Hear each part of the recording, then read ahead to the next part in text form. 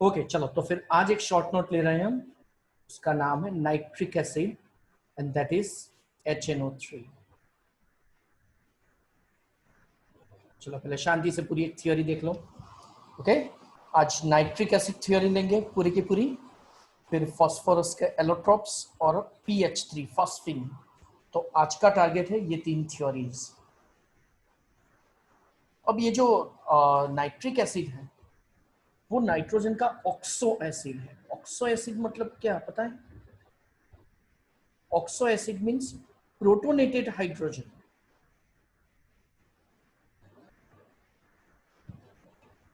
is attached with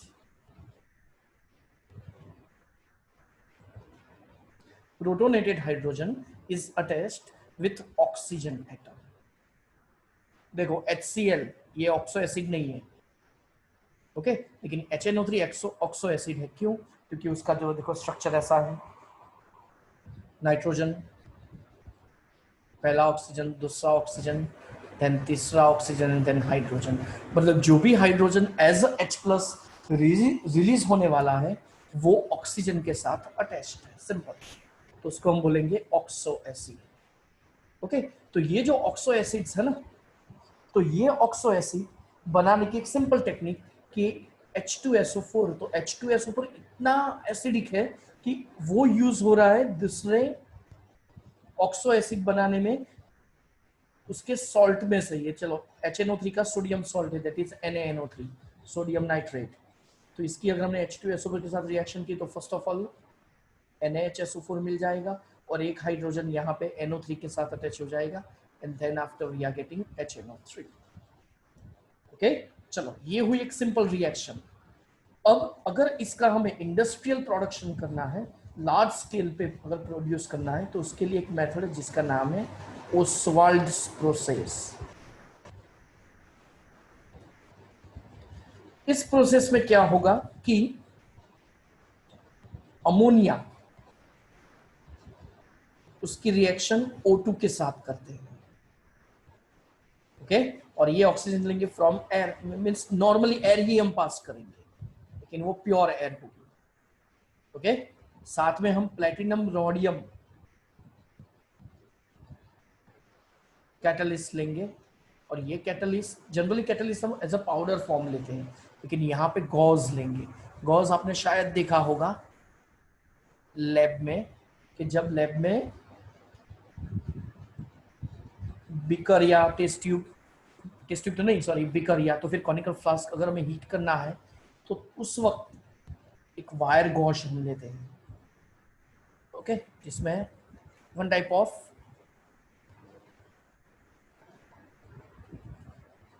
ऐसी पूरी जाली होती है, ओके। और जो लैब में यूज करते थे इसमें बीच में हम व्हाइट कलर का POP भी लगाया होता है, ये यहाँ पे नहीं होता है, दैट्स इट, ओके। तो ये wire goes as a catalyst हम लेते हैं, ओके। चलो आगे, तो वो होता है प्लैटिनम रोडियम का, वो आपको याद रखना है।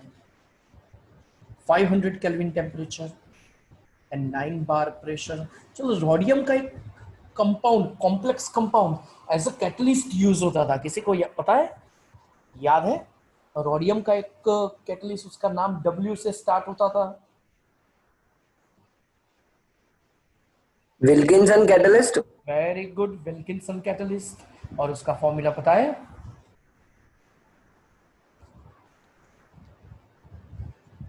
इसका फॉर्मूला पता है?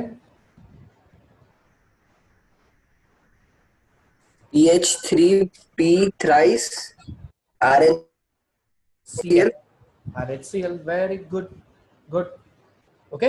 तो देखो, अमोनिया और ऑक्सीजन दोनों के बीच में रिएक्शन होके आपको मिलेगा 4NO और साथ में 6H2O मिलेगा, ओके।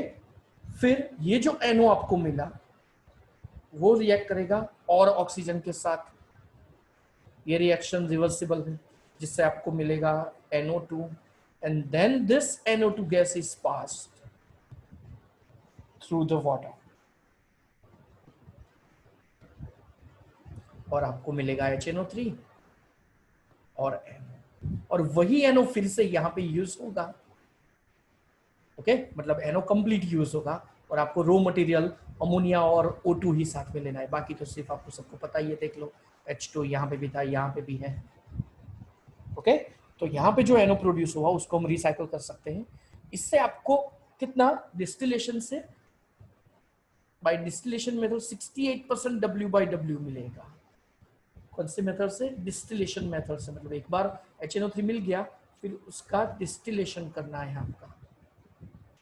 डिस्टिलेशन पता है ना, क्लोज कंटेनर में RBF में उसको हीट करते हैं।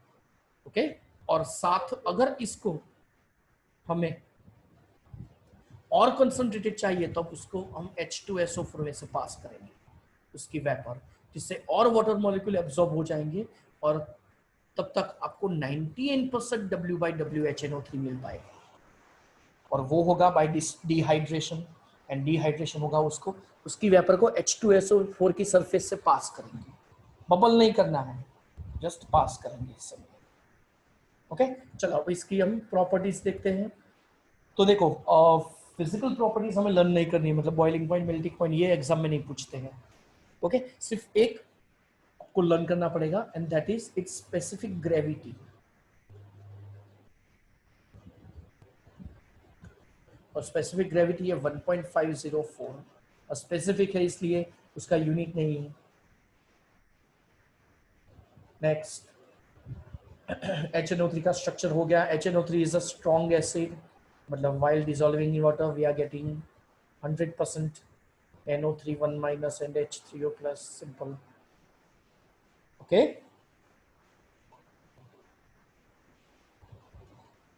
वो गोल्ड और प्लेटिनम से रिएक्शन नहीं करेगा, बाकी सबसे रिएक्शन कर पाएगा। चलो अब कौन कौन से रिएक्शन उसकी होती है? तो विथ मेटल्स।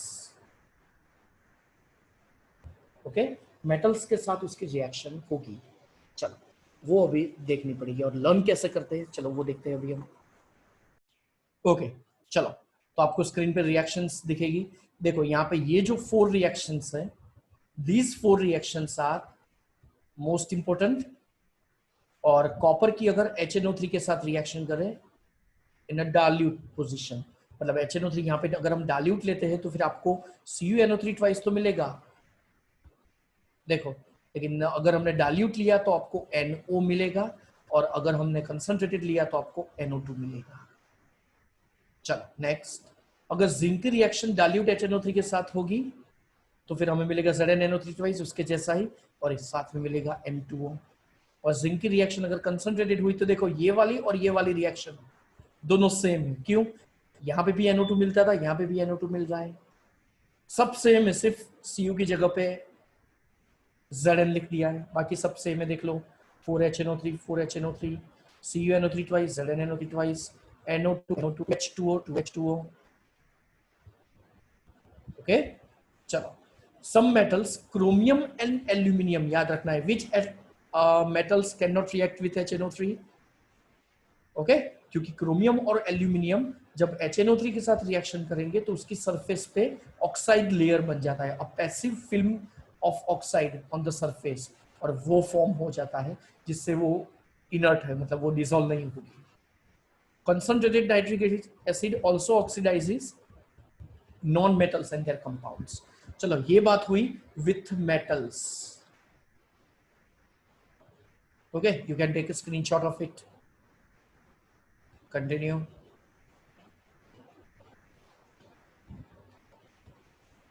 तो इसकी भी 4 रिएक्शंस दी है, देख लो कौन कौन सी। I2C एसिड एंड P4, और सबका ऑक्सो एसिड मिलेगा। देखो अगर हमने I2 लिया तो HiO3 आयोडिक एसिड, कार्बन लिया तो CO2 और वाटर कंबाइन होकर आपको H2CO3 कार्बोनिक एसिड ही बनाएंगे, सोडा वाटर।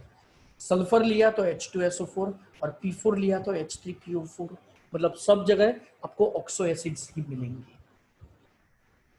ओके, चलो next is ring, brown ring test, most important for your next upcoming board exam. नाम है brown ring test. So the familiar brown ring test for nitrates depend upon the ability of Fe2+. और ये जो ring test है वो ring test Fe2+ की detection test है, okay और Fe2+ अगर है तो ये ब्राउन रिंग टेस्ट देंगे, लेकिन उसके लिए आपको जस्ट अ मिनट, थोड़ा बोलना रह गया, NO3 1- की ये कंफर्मेटिव टेस्ट मेन यहाँ पे इसकी है, Fe2+ की भी है ही लेकिन इसकी भी है, ओके तो NO3 1- सपोज आपको एक अननोन सॉल्यूशन दिया है टेस्ट ट्यूब में, तो उसमें आपको ऐड करना है FeSO4।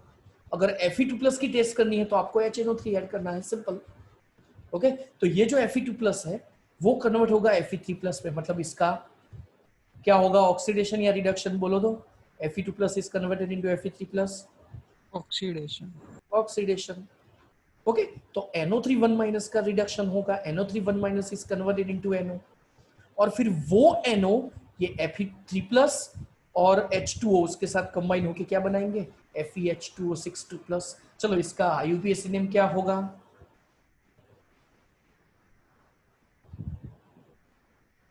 Hexa aqua iron 2, 2। Okay हाँ, तो फिर वो NO के साथ कंबाइन होगा और बनाएगा क्या, देख लो, FeH2O5NO2+, ओके और ये जो कंपाउंड है ना ये ब्राउन कलर का है, इसका नाम बोलो, penta aqua nitrosyl iron 2 2।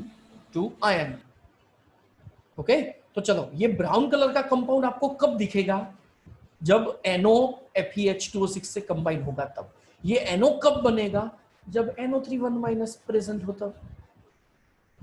So this one is the ring test and confirmative test of nitrate ion, confirmative test of nitrate ion, okay और रिंग मतलब जहां भी दो सॉल्यूशंस मीट होंगे ना, जब आप टेस्ट ट्यूब की इनर साइड से आपको वो ऐड करना है, तो जब आप ऐड करेंगे तब आपको क्या दिखेगा, रिंग दिखेगी वहां पे, ओके तो चलो ये हुई रिंग टेस्ट। तो most most most important, minimum 3 times, next 3 days तक आपको 3 टाइम्स लिखना है, तब जाके ये लर्न हो जाएगी। ये इक्वेशंस भी लर्न करने हैं, थोड़ा टिपिकल है आज का काम, ओके तो चलो आज की थ्योरी यहाँ पे ये कंप्लीट हुई। Uses, the major use of the nitric acid is manufacture of ammonium nitrate for fertilisers and the other nitrates to use explosive. ये एक्सप्लोजिव वाला कौन सा पता है, नाइट्रोग्लिसरीन ट्राइनाइट्रोटोल्यूइन TNT, आपने शायद गेम्स में देखा होगा या तो फिर कार्टून्स में देखा होगा, तो उसमें जो नाइट्रो ऐड करते हैं तो उसमें HNO3 यूज करते हैं, ट्राइनाइट्रोटोल्यूइन इसका नाम है, 2,4,6 ट्राइनाइट्रोटोल्यूइन and other organic nitro compounds. Other major uses are in the packing of stainless steel, etching of metals and an oxidizer in the rocket fuel. Rocket fuel में ये नाइट्रोग्लिसरीन यूज होता है, okay तो ये है इसका यूज, ओके तो ये नेम्स याद रखना, नाइट्रोग्लिसरीन ट्राइनाइट्रोटोल्यूइन। कई बार आपको ये भी डायरेक्टली पूछ सकते हैं, state the IUPAC name of the brown complex compound which is formed during the ring test of nitrate ion, okay IUPAC ने भी नेम MCQ में भी पूछ सकते हैं, VSQ में भी पूछ सकते हैं, डिफेंड, ओके ध्यान रखना ये, बाकी तो इजी है, मेन इसका रिवीजन इंपॉर्टेंट है, जितना आप रिवीजन करोगे ना उतना ही अच्छी तरह से लर्न होगा। चलो नेक्स्ट है आपकी थ्योरी PH3, चलो पहले फॉस्फिन ले लेते हैं, ओके चलो फॉस्फिन की पहले 2 प्रिपरेशन एकदम इजी, CA3P2 CA3P2, फर्स्ट में H2, सेकंड में HCl, लेकिन product is same in both of the cases, phosphine is obtained and CA3P2 is converted into calcium hydroxide and OH H2O था तो hydroxide, HCl है तो फिर chloride मिलेगा and product is same. बाकी reaction same ही है, देख लो 6H2O 6HCl सब सेम है, मतलब इजी, ओके चलो नेक्स्ट इज P4, अगर उसको हमने हीट किया NaOH के साथ और कंटिन्यूस उसको हीट करेंगे in inert atmosphere of CO2 and then after we are getting phosphine gas. Okay, so these are total 3 preparations of the phosphine gas. Pure, and it is non-inflammable but becomes inflammable owing the presence of P2H4 or P4 vapor. To purify it from the impurities, it is absorbed in HI. ये याद रखना है आपको. इसका purification करने के लिए हम क्या करेंगे, HI में एब्जॉर्ब कर लेंगे, मतलब जो भी फॉस्फिन गैस मिलता है उसको हम पास करेंगे HI में से. इसके आपको फॉस्फोनियम आयोडाइड मिल जाएगा और इसके अगर हमने KOH के साथ रिएक्शन की तो जिससे आपको KI मिलेगा और मेन फॉस्फिन गैस आपको वापस मिल जाएगा.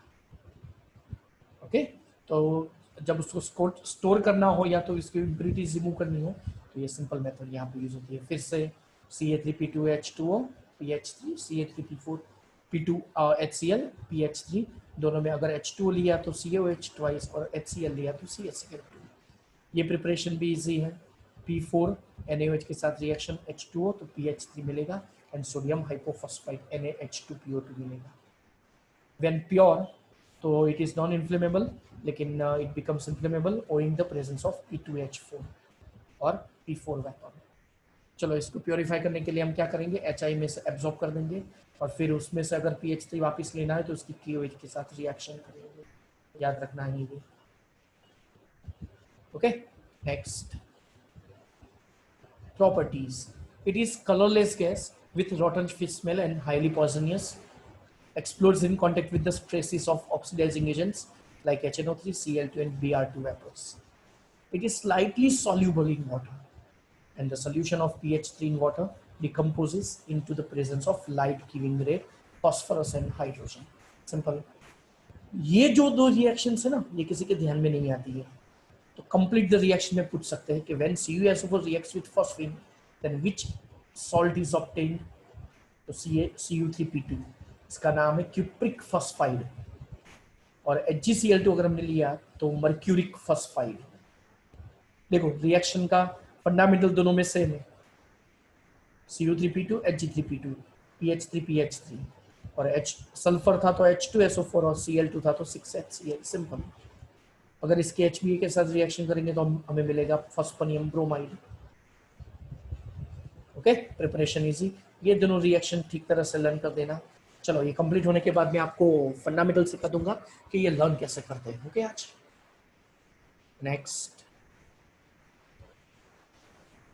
Next is the use.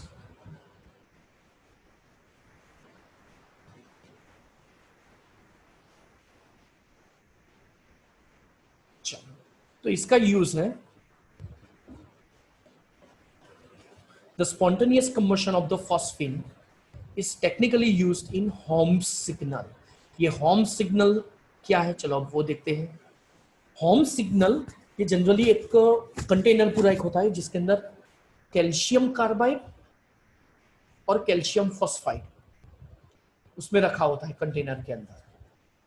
Okay, अगर कोई इमरजेंसी आई तो हम क्या करेंगे, वो कंटेनर को पानी में डाल देंगे होल करके.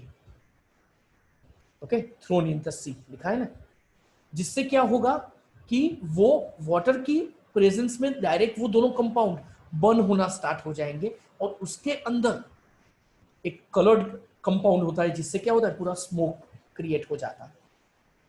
ओके, जिससे दूर दूर तक पता चल जाएगा कि यहाँ पे, क्योंकि सी में अगर बीच अगर हम होते हैं तो फिर पता डिस्टेंस भी पता नहीं चलता है एंड सेकेंड थिंग दूर दूर तक कुछ होता ही नहीं है पानी के अलावा. तो इससे क्या होता है कि फिर वो अगर हमें उस टाइम पे अगर इमरजेंसी की रिक्वायरमेंट हुई तो इसके लिए एज अ होम सिग्नल वो यूज होता है. ओके, नेट पे सर्च करेंगे तो बहुत सारे एनिमेशंस दिए हैं तो आप वो इजीली देख लेना, वैसे पता चल जाएगा. हमें तो मेन यहाँ पे यही याद रखना है कि what is mean by this home signal, that's it.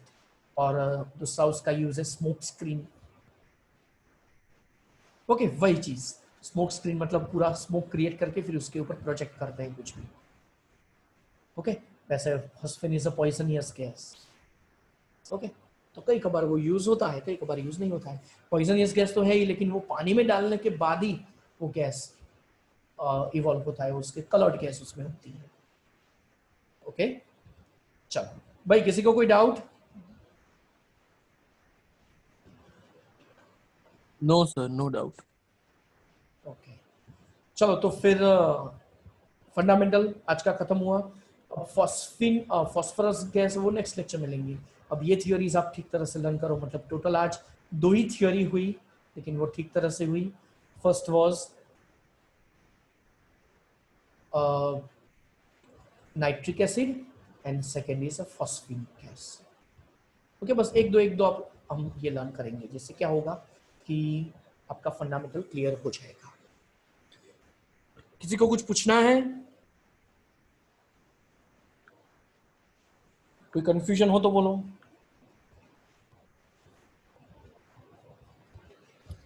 Okay, चलो तो फिर लेक्चर ओवर।